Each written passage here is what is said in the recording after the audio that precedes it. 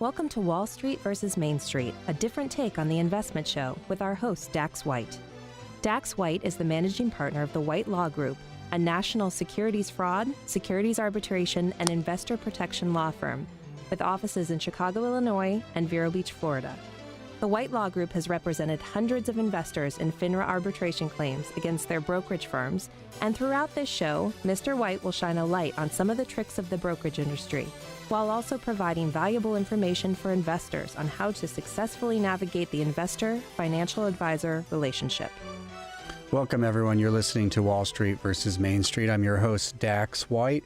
As our lead-in indicated, this is a different take on the investment show. Our objective here is not to provide investment advice. I'm not licensed to do so. Rather, I'm a securities attorney who has dedicated my practice to representing investors in claims against their brokerage firm. And the hope of the show is to pass along some of the information that I have gleaned through that practice that I think would be relevant to investors in trying to both shine a light on the brokerage industry and some of the tricks they use in selling particular products, and also to arm you with information that might help you to better navigate that relationship. It's unquestionable that your relationship with your financial advisor is an important one. You're relying on them to invest your life savings, either for future income or if you're already retired, to help to provide for your lifestyle and to pay income for you now that you're retired. So it's unquestionably an important relationship. But unfortunately, it's not always a productive one. And we see that in our practice where we're stuck helping people who have been either ripped off through something that was actually fraudulent or dealt with somebody who was simply negligent at their job. So each week we'll tackle various topics, trying to pass along some tips, some ideas, some questions that you should be asking, various things that will hopefully make it so that you can have a more productive relationship with your financial advisor. This week, we're going to be talking about a specific product, one that I've seen through our practice that is often misunderstood and often missold, and that is called a unit investment trust. The acronym's UIT. That's often how it's referred, as a UIT. It is defined specifically as a unit investment trust is an exchange-traded mutual fund offering a fixed unmanaged portfolio of securities having a definite life. Unlike open-end and closed-end investment companies, i.e. mutual funds, a UIT has no board of directors. So practically speaking, what does that mean? What that means is a UIT has similar investment composition as mutual funds. Typically the basket of investments that you're buying would be securities, not unlike a mutual fund. It's how it works in function that is different in terms of its application, and it's the fact that you have that it's unmanaged. That's probably the most significant difference. But basically, what you're going to be doing is you're buying a basket of investments for a definite period of time, and this is where I see the product most missold. Is that oftentimes a financial advisor will tell you that it is similar to a bond, which a lot of investors will hear it's like a bond, and neither are remotely true. The similarity would be that it has a definite duration like a bond. If you buy a bond investment, it has a maturity date, and a UIT will also typically have a maturity date where you own this basket of investments until X date, and sometimes it'll even pay income during that time period.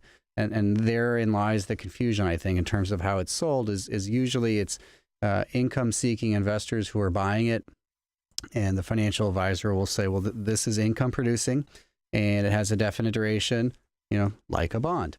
And so that's where I think the misunderstanding can lie, because bonds are typically seen as safer investments because you're buying the debt of a company, and equity investments, which is usually what composes the basket of investments in a UIT, are inherently usually more risky. So that is the fundamental problem in terms of how it is often understood versus what it actually is.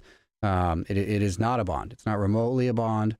It is more like a mutual fund with some very significant differences, but it's far closer to a mutual fund than it would be to a bond.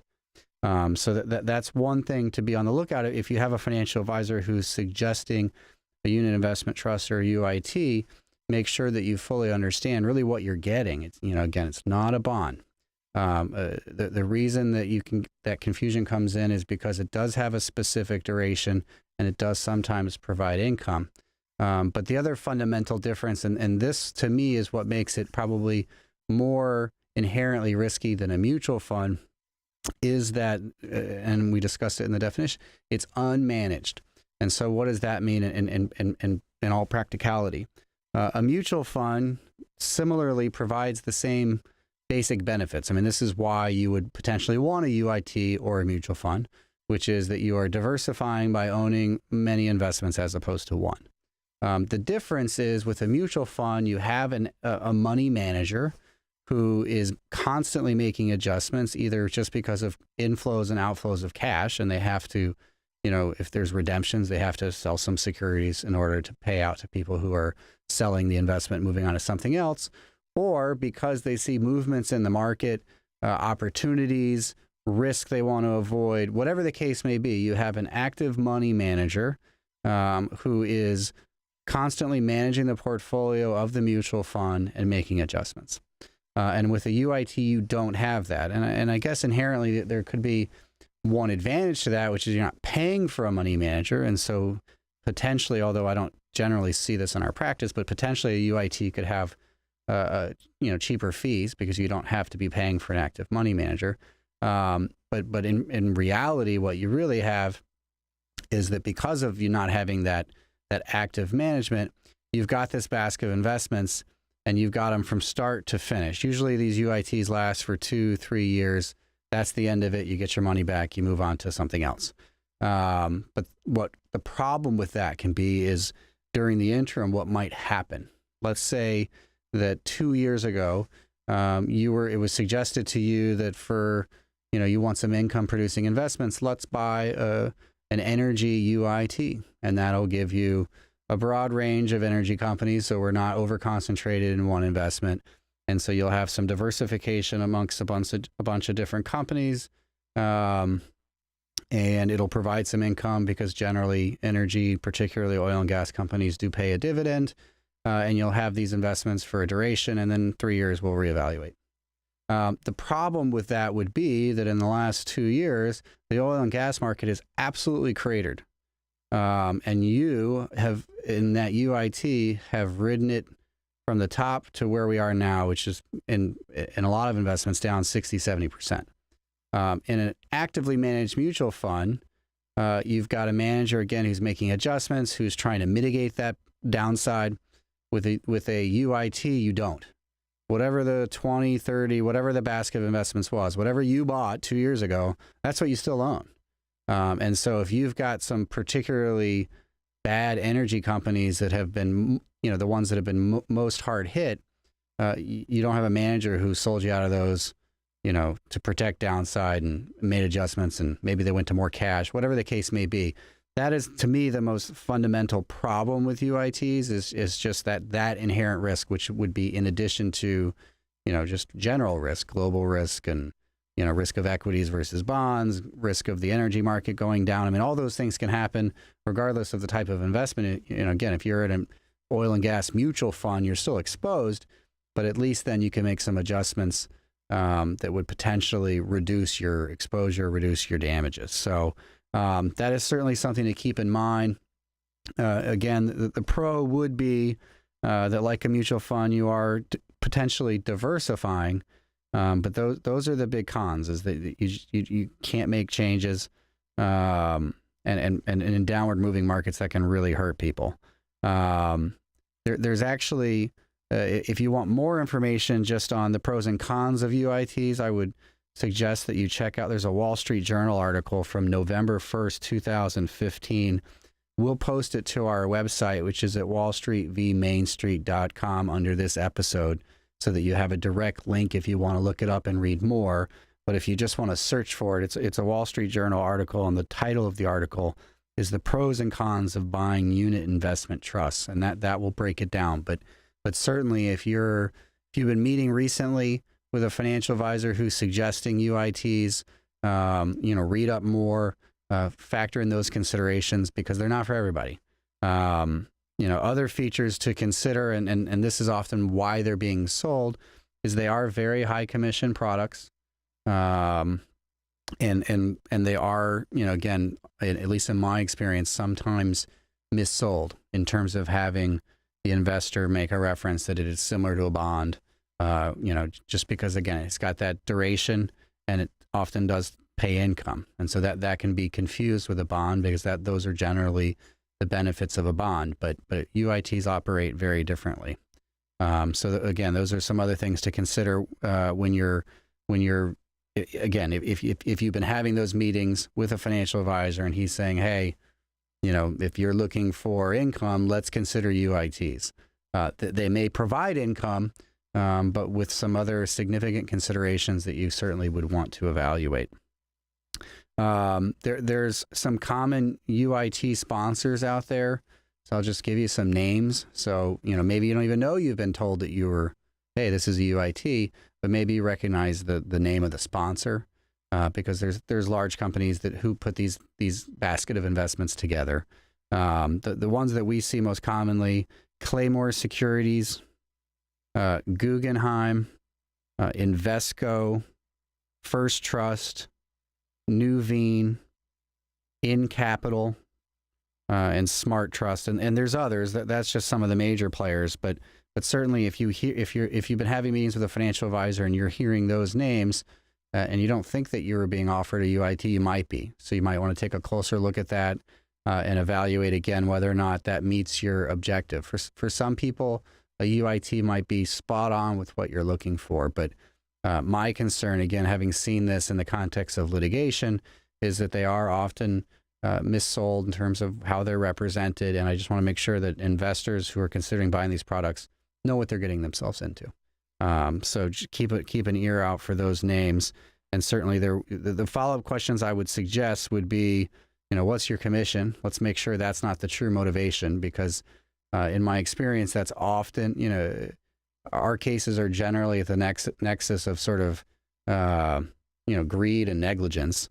And the standard for financial advisors, while I wish it was a fiduciary standard of recommending whatever's in your best interest, the reality is most financial advisors will simply recommend something that's suitable for you. So if you go to them again from the example from earlier today and say, hey, I'm looking for some oil and gas exposure, but I want to be diversified, they may say to you, instead of an oil and gas ETF that would provide liquidity, low commission structure, same diversification, check a lot of the boxes of what you just asked for, they might say, hey, how about an oil and gas UIT? And the difference to you is that you're locked up for however long the duration of the investment is. It's not managed, so there's no changes being made, and you're paying a huge commission. So again, that's regardless of the investment. Take UITs off the table for a second. Always ask what their commission is, because that is sometimes the driving force, and you just want to make sure that they can provide a reasonable explanation as to why this investment is better than another investment that pays them less. And again, that would be the follow-up question: is what are some other options that would accomplish those same goals? Again, in the context of an oil and gas, hey, I'm looking for diversification, but I want to, I want some exposure to oil and gas. Lots of options out there. Overall, I would say that my opinion on UITs is that if diversification is your primary objective, there's some safer, less expensive ways to accomplish that goal. Most investments have a time and a place, and certainly I can envision one where a UIT would be appropriate. But in most examples, just thinking of what a client would want, what their objectives are, most instances that can be accomplished with something that removes that durational risk, removes the unmanaged risk, and reduces the cost. With any investment, cost has to be a component of your analysis. The reality is studies have shown that outperforming the market on a regular basis is incredibly difficult. You might do it one year, but maybe the next year your investment manager is below the market, let's say you're up 2% year one, down 2% relative to the market year two, really you're tracking the market. So overall, that should always be sort of the objective. But when you factor in commissions in that analysis, maybe you're not tracking the market anymore. Maybe with UITs, commissions can be as high as 4 to 5%. So if you chop 4 to 5% off your performance, suddenly now you're not remotely close to tracking the market. So commissions should always be a function of the analysis, just to be sure that you're really able to accomplish those goals. Because if it is a super high commission investment, it makes it harder to do so. So those are the basics. Unit investment trusts. We're going to take a break, and then when we come back, I'll have some additional information for you. Minuteman Press of Vero Beach, covering the Treasure Coast from Port St. Lucie to Sebastian, can handle all your printing and copying needs, from large format and blueprints to business cards and brochures, plus a full line of promotional products. Minuteman Press of Vero Beach. Google it. Minuteman Looking Press. to rid yourself of the holiday doldrums? Get your tickets for the Vero Beach Theater Guild's live on stage hilarious comedy, Social Security, running from January 7th through January 17th. For tickets, call 562-8300. That's 562-8300. Or go online at VeroBeachTheaterGuild.com. That's Social Security, January 7th through January 17th at the Vero Beach Theater Guild. Hello, I'm Chris Hudman, formerly of Bugmaster, now co-owner of Compass Pest Control. CompassPests.com.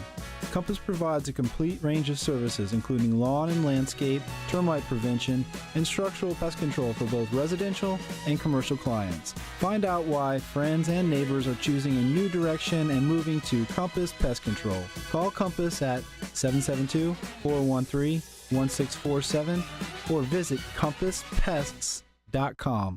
Curious about how to enhance your beauty with the latest in surgical and dental procedures? Join Doctors M. Johnson Haygood and John M. Sarback on January 28th at the Quail Valley Club, starting at 5:30 for a makeover seminar. Admission is free, but reservations are required. Space is limited. Get an overview of what's possible for you. To reserve, call Courtney at 772-567-2237. Dr. M. Johnson Haygood and Dr. John M. Sarback.